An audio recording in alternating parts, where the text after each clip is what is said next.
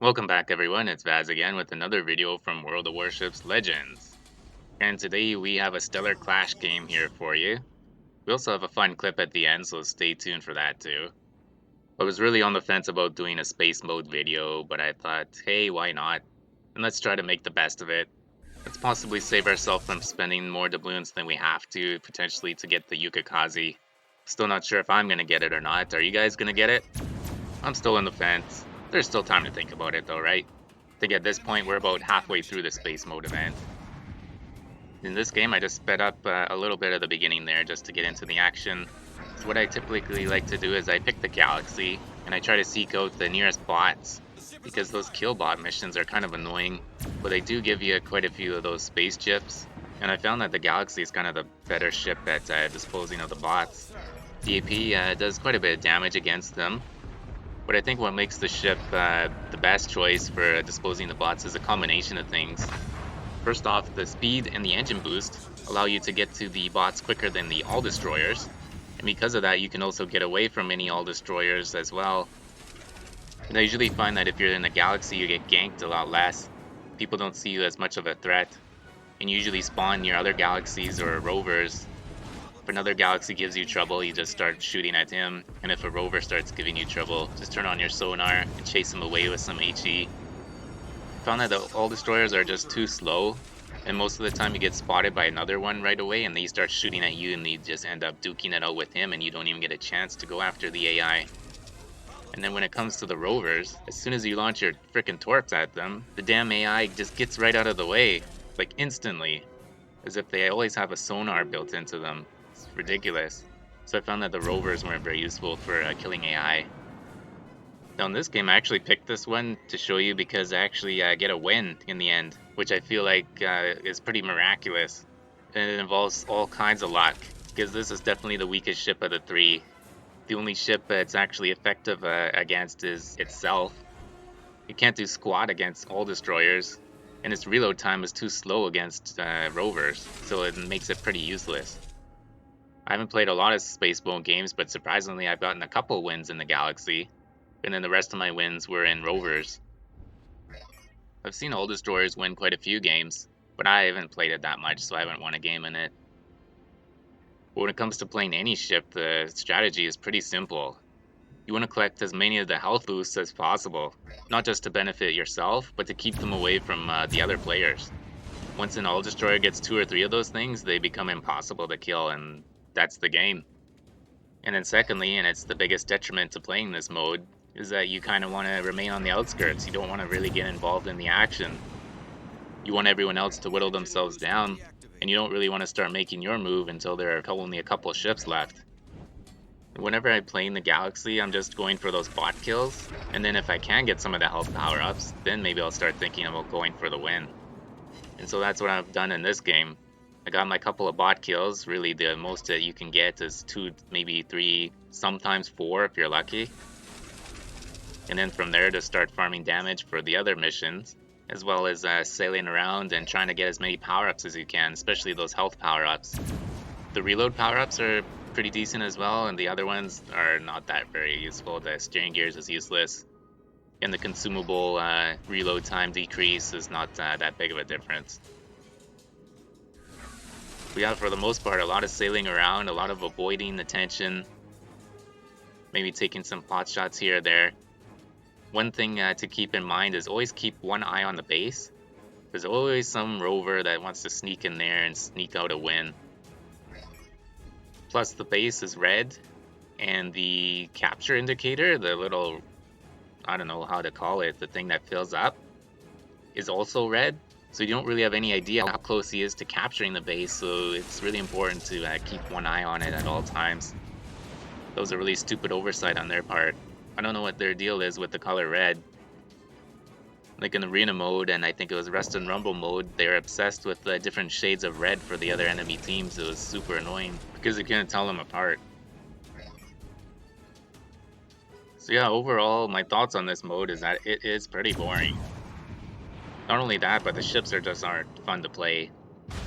The battleship seems grossly overpowered, and the detectability of the rovers is also a little bit ridiculous. Basically have to be on top of them to see them. And really it all comes down to whoever has the most health regen power-ups.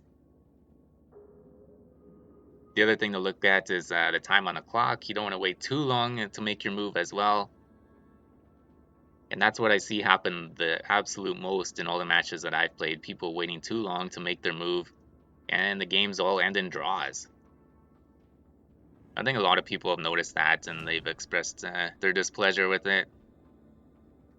And then, of course, you have the ridiculous grind to get the spaceships. And even if you do grind all the missions and grind all the wins every day, you still have to pay doubloons to get the Yuka Kazi. And in my mind, that's the most egregious thing about this whole event. That's disgusting.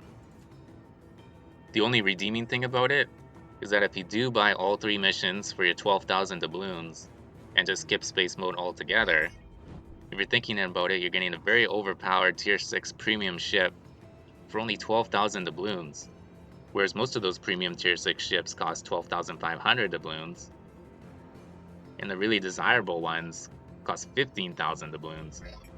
And there's no doubt in my mind that the Yuka Kazi would have been put up for sale for 15,000 doubloons. So in that sense, you are getting a bit of a discount. It's just too bad that they set it up this particular way. If they were going to do that, they should have had a separate free ship as a reward for grinding your ass off through space mode.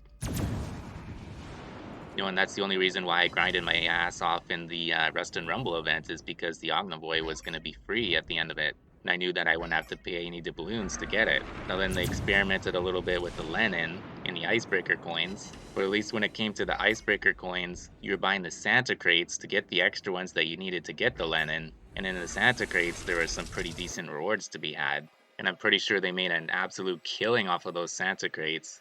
So when it came to this event, they tried to think up of a similar way to get people to spend money while also disguising the need to spend money. And unfortunately for them, people aren't quite that stupid. They can really see through those tactics. It's pretty obvious that this mode is just designed to be such a huge slog and grind that you're just going to want to give up and spend more doubloons than what you normally would. And judging by the amount of Yuka Kazis I've seen in the game already, I'd say that they accomplished what they set out to do. So yeah, anyways, in this game, after the last Hull Destroyer was taken care of, it just left us with 2 rovers. And so while I was searching for them, I just sped up the game a little bit there because that was really boring. Now there was definitely one of them in the base. You could tell by the smoke, and you could tell it was being captured. So we made our way over there, and eventually we found one of them, and we opened fire on him. And he actually ran into torpedoes from the other rover. And so that just leaves us one-on-one with that second rover. And I've got myself 3 regen power-ups. So I'm just going to charge at him. His torps don't do a whole lot of damage, and I know he's just used them recently, so he's got to wait for them to reload. Plus I got my sonar, so he wouldn't be able to catch me off guard with them. And from there, I'm just going for the ram. Honestly, when using the Galaxy, that's the only way I've been able to kill rovers. With their slow-ass reload time, it just takes forever to kill them. And with this one, I actually got slowed down significantly because of his torpedoes there. He got me with a couple. And so he was able to get out of the way of my ram. But luckily, we were able to get enough damage on him there that we were able to get him with our guns. And so there we go. We got ourselves a win in the Galaxy. What a piece of junk. In a piece of junk mode. Well, that's all I have to say about that. But at the end here, I've included a clip of myself in the Galaxy. This was from a game a couple games before the previous one. And I'm sort of stuck between 2 rovers here. And one of them kind of retreats into his smoke there, but then the other one starts charging at me. And so I think to myself, alright, I'll charge at you too. And because of the way I've been playing this game, mostly going after bots, a lot of times I've just will go and ram to kill myself and then move on to the next game. Just because I would rather grind out the missions than waste 10 minutes circling the map, trying to go for a win that's not guaranteed. So yeah, I just ram that first guy there, and then I go after the second one. Just sped things up there. There was a bit of a lull while he disappeared into a smoke again. And then once we see him again, we just chase after him. And again, the reload time of this damn ship, it's just freaking useless. And he can see that. I'm not really sure what he's doing, but again, I just go in for the ram and that gets the job done. But what are your guys' thoughts on space mode? And are you gonna go for the Yukikaze? Let me know in the comments down below. If you did like this video, go ahead and hit that thumbs up button. If you do want to see more of my videos, hit the subscribe button. And as always, stay healthy and do what makes you happy.